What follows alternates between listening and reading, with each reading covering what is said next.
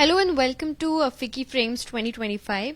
I'm joined by Vanita Kohli Khandekar, who's a media expert, writing for Business Standard. Ma'am, how do you think that media will, has evolved over the years with the print, now TV, now digital, and now with AI? How do you think the next, 5-10 years look for media industry? The industry has evolved a lot. I mean, from the time that FICCI Frames started, we were like hardly a few dozen channels, etc., to now 900 TV channels, 860 radio channels. We have more than 60 streaming apps. We have lakhs of newspapers and magazines.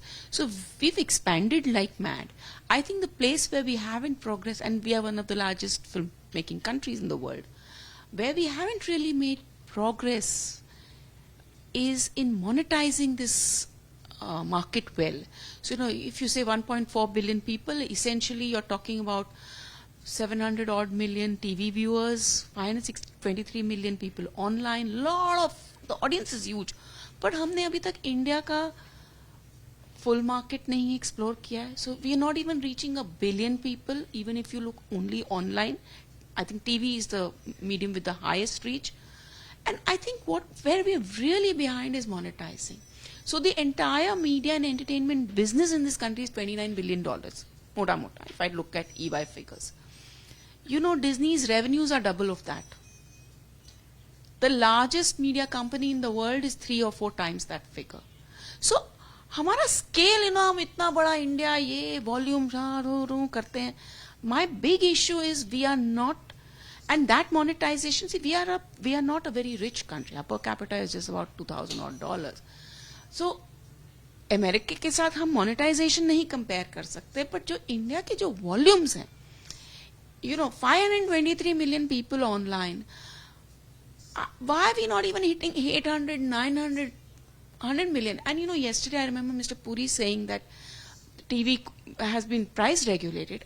I've been saying it for 15, 20 years. TV does not need, and I think price regulation has actually hampered the growth of television. Television it was the largest part of the media and entertainment business for 30 years. And now suddenly it is shrinking. Because we never saw HBO moment. We never saw a premium television. We went straight from daily serials to high quality web series. एक बीच का phase होता है जहाँ फिर people learn to pay a little higher prices, the market evolves. We did not go through any evolution because price regulation killed all programming innovation. हमारा पूरा सास बहू वाला ही market रह गया. There's nothing wrong with सास बहू. But बाकी कोई भी genre को opportunity नहीं मिली क्योंकि market वो support ही नहीं कर सकता है. आप उसकी price So, to make the point shortly, I think what is upsetting to somebody like me who's covered this business for more than 20 years is I thought this business would become the IT industry of India. It is still not achieved. It's just 0.5% of GDP. And that I think is such a shame because this country loves its media and entertainment. We love our films. We love our cinema. We love discussing news. I mean, you're a news channel. You should know that we just love the news market is so robust in India. So all of that does not show up in the money this business makes, and therefore you're not seeing any investment coming into it.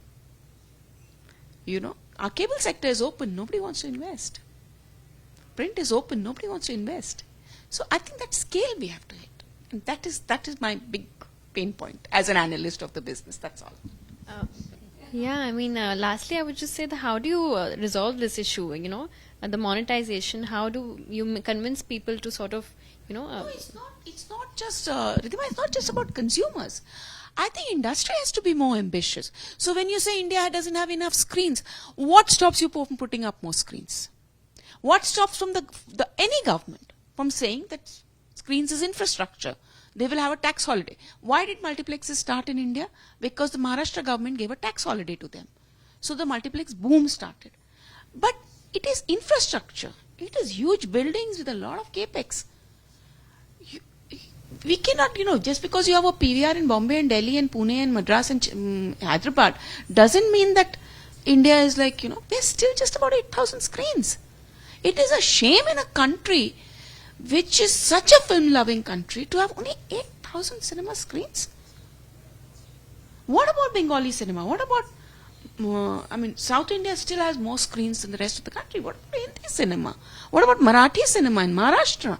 You don't have screens. So you need more investment in lower cost screens in small town and rural India. Until we have 30,000-40,000 screens, you will not see this business boom. Streaming is not going to support this industry beyond a 20-30%. I'm just using cinema as an example. News. Who makes money? I think the India Today group makes money. Probably the ABP group makes money. Last I looked at their numbers. Nobody makes money in the news business. So the fact is, each industry or each segment will need different solutions. But these solutions have to come from the business. We don't want the regulator jumping and saying, you do it this way, you price it this way. That, I think, is the wrong way to look at it.